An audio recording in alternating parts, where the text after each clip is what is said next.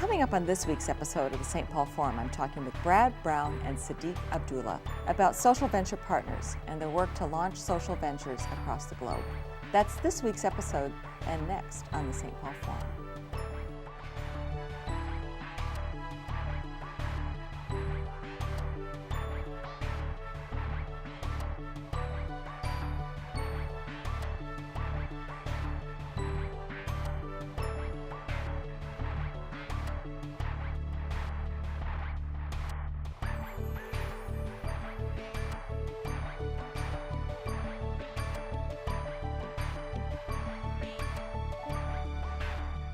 Welcome to the St. Paul Forum. I'm Catherine Day, and joining me today are Brad Brown and Siddiq Abdullah of Social Venture Partners. Welcome. Thanks for joining us on the forum. Thank you. Very happy to be here. Great. So, Social Venture Partners is a fabulous organization that's been around for how many years now? Nationally, it's been around since 1997, started in Seattle back then, spread from Seattle. And actually today there are 26 affiliated organizations in North America, Japan, and as of recent, India. But this affiliate, Social Venture Partners Minnesota, was launched in 2002. Okay. And you were the original executive director, or the almost original? Well, I'm not the founder. Okay. Some other individuals founded the organization, but I'm the first full-time executive director, and I've been there for 5 years. And so, Siddiq, how did you get involved in the program? Well, I got involved with the program last December of 2011 when they first opened up their doors. I was going through some changes in life, and I didn't know where I really wanted my life to end up. And I had got a call from Julie Baker. She works with the Ramsey County Workforce Solutions, which is one of our partners, and she referred me to the program because she knew my background, that I did time in a juvenile facility, and I didn't have many positive role models, and I was doing things in the streets that wasn't okay, but I thought was fine because that was the way I grew up, and that was the type of environment I was in. So you came and found a place where you could get a new base, a new home? Right, and just be around people who was more positive and saw good in me and helped me develop my skills and things that I love to do. So we're going to hear more from you in just a minute, but I want to get the context first about what is a social venture. So can you help us understand what it means to be a social venture? Sure.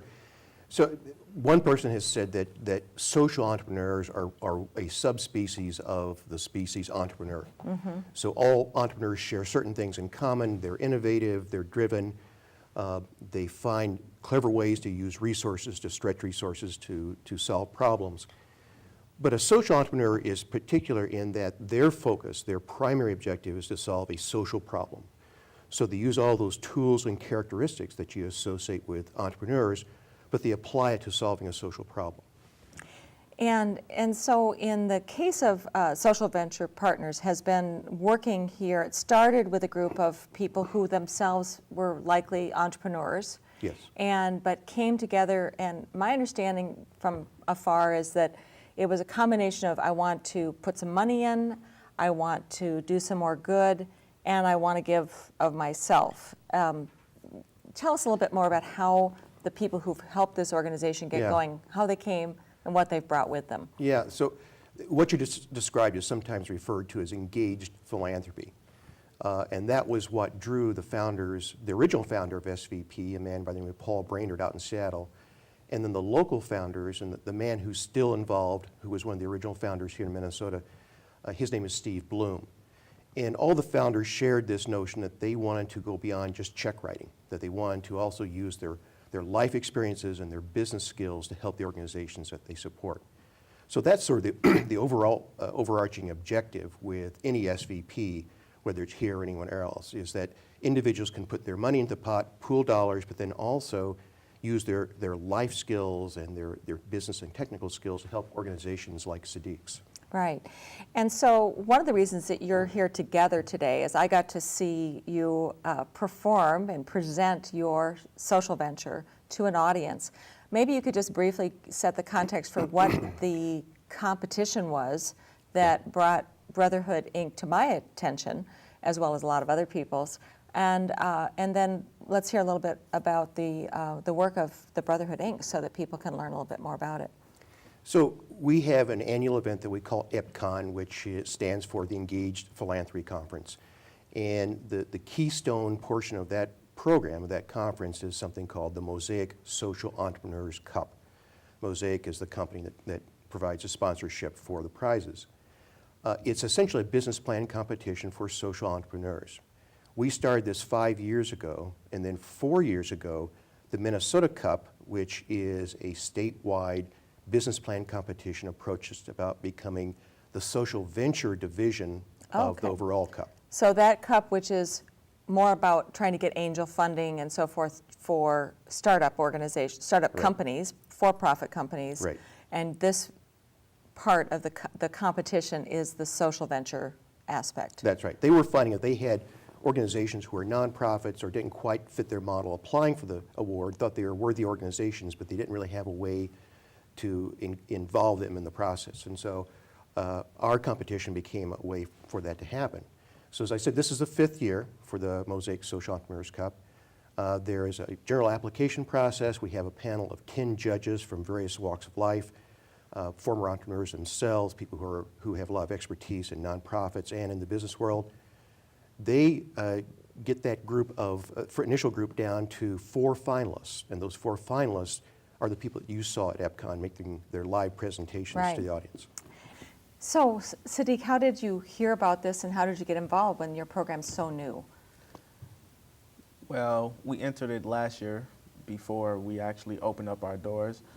I wasn't part of the program then, but we heard about it this year also. I believe we was advised to join it this year, and we entered and Did very well, because I was in the audience. So, but it's important for them to understand. Tell us briefly what Brotherhood Inc. is and what the purpose of the program is. Well, Brotherhood Inc. is a nonprofit organization for young African-American males ages 16 through 24 that's been involved with the criminal justice system, gangs, or at risk of such involvement.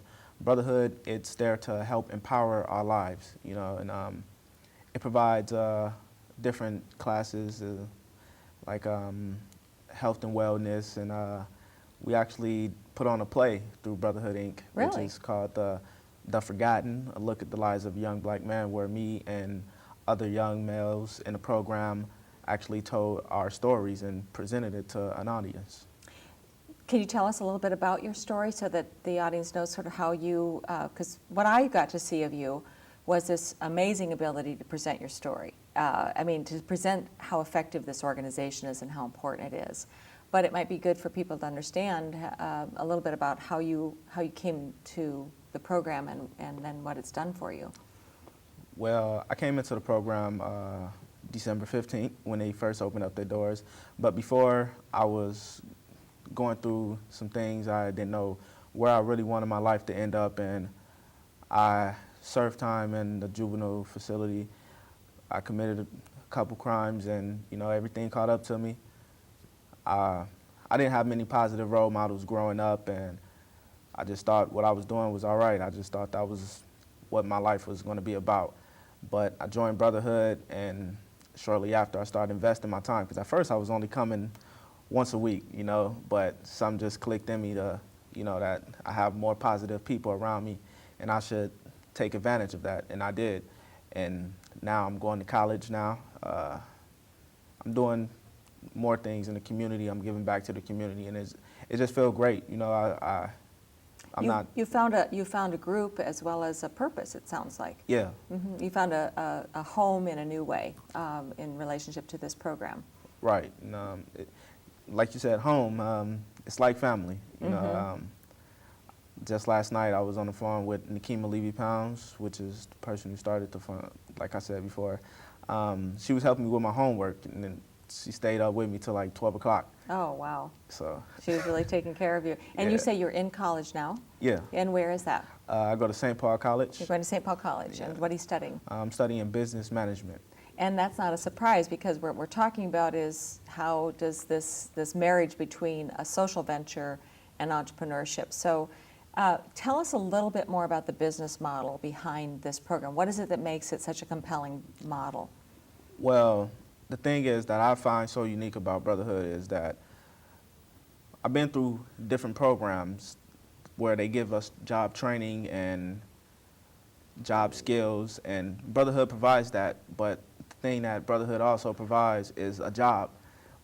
It's in-house employment, which is Brotherhood Brew, where we sell fresh, organic, fair trade coffee, teas, and hot chocolate.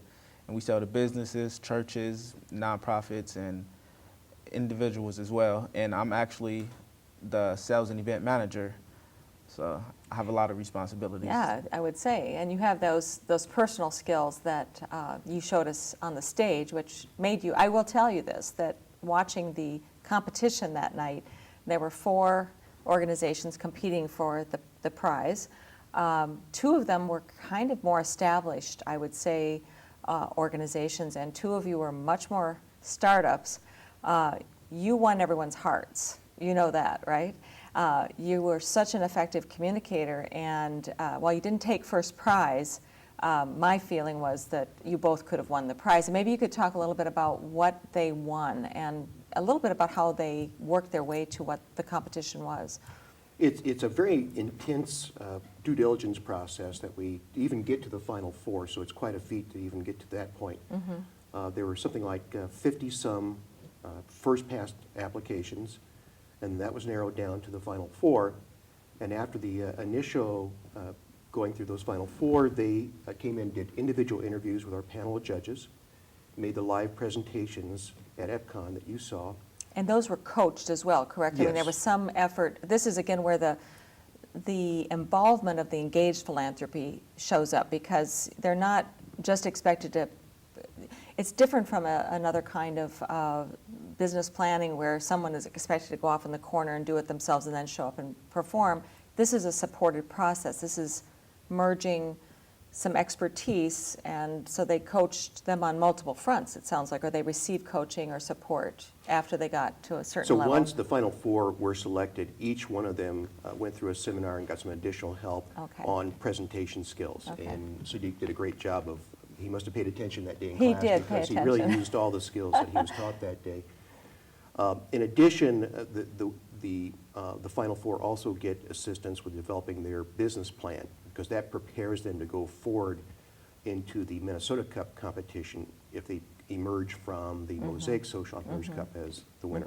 And we'll have to talk about the Minnesota Cup briefly. But if you're just joining us on the St. Paul Forum, I'm talking with Brad Brown and Siddiq Abdullah about social venture partners and the winning or their winning efforts to bring more social entrepreneurs into the world.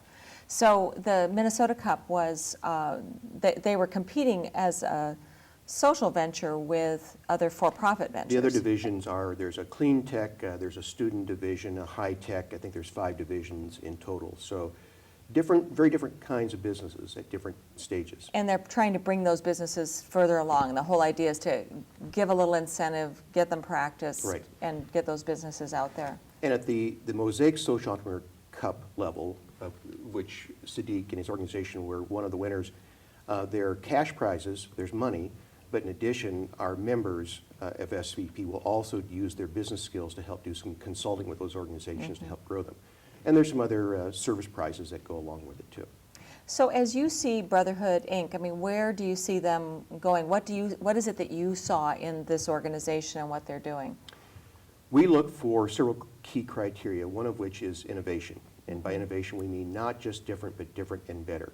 What is this organization doing in a demonstrable way that improves the lives of the people that it serves? And we saw that with Brotherhood, Inc., and Siddiq just described that hands-on experience of not just getting business training, but actually operating a business, and that's the best possible kind of training. We saw a lot of heart and a lot of courage with the leadership of the organization. We saw a lot of energy and enthusiasm from the participants of the organization that they truly believed in what they were doing. And it's like any early stage organization, there's probably things that need to be tweaked and worked on, but at the core, it has the right model. How many people are involved in the organization right now? Well, as of right now, we have 10 young men, including myself. And you're located in St. Paul, is that right? Yeah, 625 University. Okay, Yeah. and you're going to St. Paul College, of course, which I've been noticing is a very highly ranked community college. It's nationally ranked. Are you studying business there? Is that? Yeah, business management. Business management. At first, I wanted to go to IPR and study music, but IPR is? Institution for Recording Arts. Yep, I know. High School for Recording Arts or the Institute? I went to high school for recording arts. Oh, you did? Okay. And I had plans on going to IPR, which is the next college. one up. Mm-hmm. But being with Brotherhood, it showed me that I have what it takes to run a business. So Nice. I decided to go with business management. Well, what I love about what you just said is that you give someone a fish and they'll eat, but like you say, you discover that you have this business expertise, which means you've got the potential to apply that for the rest of your life into any setting. So whether it's selling coffee and being an event manager or applying it in some other ways, you're going to have this ability to make a living. And that's interesting too that you mentioned the High School for Recording Arts, because that's another one of their missions as well, is to give people a career, not just a skill, not a passion. It's a passion and a career as well. Tell me also about, so one of the things I would like to just talk about a little bit is, what does it mean to, why is this an important issue in terms of, the potential of our young men in the community? Well, I feel like this is an important issue because I see day to day young men that I grew up with, either they're on the news and it's not for a good reason. I had so many homies, friends of mine who actually has passed away or is incarcerated, and I'm getting tired of seeing the cycle, and that's why I also went to business management, and because I have dreams of opening up some of my own businesses to create more jobs in my community and give more jobs to people in my community so the cycle will end. That's great. And I think everyone can relate to that because of the costs. We know that the costs of people not, during that time that you were in the juvenile facility, obviously you were costing in a different way. You weren't in productive life, and you didn't necessarily have a chance to become a tax-paying citizen. And this way you've got a chance to, as someone just said to me yesterday, if you're having to pay taxes, that means you're making money. That's a good thing. So, so if you're making money, then you pay taxes, you're part of the community and that building prosperity. What do you think, as you've been working with the social venture partners, what have you found in the mentorship from the different kinds of people that you've worked with that are involved as the donors and supporters of social venture partners? Well, I just seen that it was just giving me more ways to think outside the box and try to take the company to another level with marketing and things of that nature, So what potential did they see in what you're doing? Do they think you need more products, or do they think it's more taking the products a little deeper and getting more people aware of it? I would say it's just more like, more the marketing, because our marketing, we can develop it a little more, and I think that's where they want us to go with, and that's where we're going to be going into. I'm personally going to be doing something with the website to make it more attractive and have more people visit the website and everything. And so we should just say what your website is then. Is it brotherhoodinc.com? It's www.brotherhoodmn.org. Okay. Good. And we'll put that up on the screen too. And are there some products they can buy on the website? Yeah, it's we have a wide range of coffee, teas, and we have a hot chocolate, and we're adding on more teas and products. So. And in your marketing, are they aware when they buy your product? Is there something that they see that associates them with the social cause? Yeah, on our bags of coffee, we it's our logo and it's our brief statement of our mission. And we're going to be looking into expanding more about our bags. We're putting more stories of myself and other young men on the bags, and maybe poetry or something like that, because I love poetry, and there's a few other participants that like poetry, and we write poetry. So So it'll be your poetry Yeah. or their poetry, yeah, not just someone else's. Great. So you're really integrating the creative potential Yeah. into what you're doing. that's one thing that Brotherhood does is it takes things that we love to do and it try to integrate it with the business. So Passion and purpose then. yeah. And is that part of what you see in the mission of the work you're doing? Yeah, all these organizations, the common thread is a passion about the social problem, but the reality is passion alone isn't enough. You also have to have a good business model. One of the things that we know pretty clearly about social enterprises like Brotherhood Inc. is someone will buy the coffee if they think it's helping someone, but the primary reason they're buying the coffee is because they like coffee. And so no matter what your social mission is, you still have to deliver the product or service very well. The coffee, the hot chocolate, it has to be good quality, there has to be good customer service. All those basic business functions still have to be there. And then the cherry on top, the differentiator for the business then becomes the social mission. What can separate you from other people who are selling coffee out there. So I think what we'll be working with Brotherhood on are those basic, what you might call blocking and tackling kinds of things around business, customer service, marketing, operations. And when you say we are working on that, how many different people from as volunteers are doing that? Is it a combination of people? We typically have one individual from our membership that we call the lead partner, and they are assigned to an organization like Brotherhood Inc., and they're the liaison, the project manager. But over the course of time, other of our members will get involved on sort of a project-by-project basis, depending on what the skill that's required. So it may be someone who has expertise in marketing or finance or customer service. And so while that lead partner maintains their contact with the organization, other partners will sort of come through the process and add their skills. And can you say who your lead partner is on this project, or is that anonymous for some reason? Well, it's not anonymous. We just haven't established that yet. Oh, you don't have So that all we're established, still so that's in putting that process. together, yeah. And so that's one of the things that you do as an organization, is that all that behind-the-scenes matchmaking, all that Exactly. stew that makes it work. Yeah. What else, just briefly, because there were 4 competitors, and as I said, you were the second place competition, but what would you tell us about those 4 and what made them a special mix? And maybe just briefly say Well, what the 4 were. As you said yourself, there was a wide range this year, both in the social mission and their stage of development. Twin Cities Rise is a long-standing organization, nationally recognized, highly developed. They were sort of the social venture emeritus of the group. We had the emerging organization, which would be Brotherhood Inc. We had Tuloco, which actually was not a nonprofit. It's an LLC. It's a for-profit. It is an LLC, yeah, it's but with a for-profit. social mission, which was the first time that was the winner of the cup to come out of that competition. So it's a good mix of organizations and different stages. And then it also was Nice Ride, and I haven't had a chance to tell you this, but many people will recognize Nice Ride, which is the bikes that are helping build fitness, and they're in great locations, encouraging people to commute. And I was sitting with a very successful entrepreneur who I wanted to get familiar with this organization.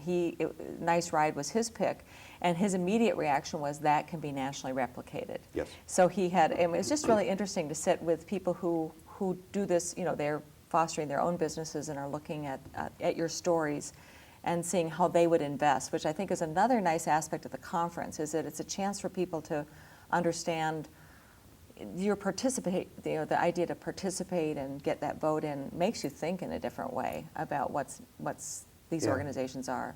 Of course, every year we survey the program participants, the conference participants, and consistently for the past 5 years, one of the things that people most appreciate is that cross-sector mingling that happens there, because we have nonprofit people, we have business people, people from the philanthropy world, and typically they're not at the same table at the same time, and so they really appreciate that cross-fertilization that happens there. And knowing that this has just happened, it would be helpful just to hear the cycle so that people who are interested in what you're doing will know to start, because this takes a lot of preparation. So one thing we might do is make sure they know how to find out more about preparing and submitting if they wanted to be considered. So maybe you can talk about that briefly. Okay, so the way that happens is in the spring of the year, probably late spring, we will send out an announcement about this. And we have over 1,000 individuals on this announcement list. And many of them are people like Nakima who are already out there running organizations. But we also send the announcement to academics that work in the nonprofit world or entrepreneurs, people who fund entrepreneurship.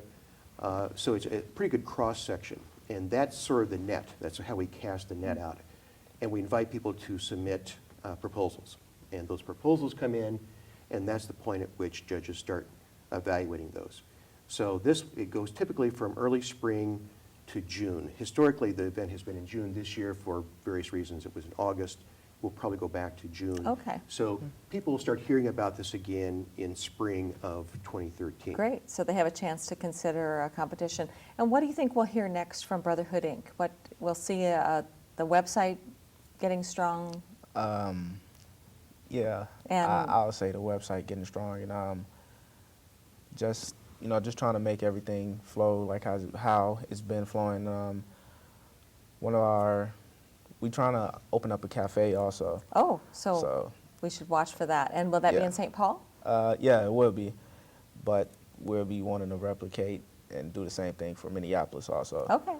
So So you're going to have a couple locations, and Yeah. people can order coffee and Online. or do an event, Yeah. or have, it sounds like when you said churches, I'm picturing that the churches could sell the coffee there. Is that, I'm just making we that up. actually just supplied the coffee, and Okay. we just expanded to provide coffee catering services. Oh. Well, beverage So they can, catering. beverage catering Yeah. is one of your specialties. So that's Yes, something yes. so we'll encourage them to look at your website and see how they can help support this important organization, because it helps keep people engaged and learning a trade and a career. So, great. Well, that's all we have time for. Come join us again next time on the St. Paul Forum.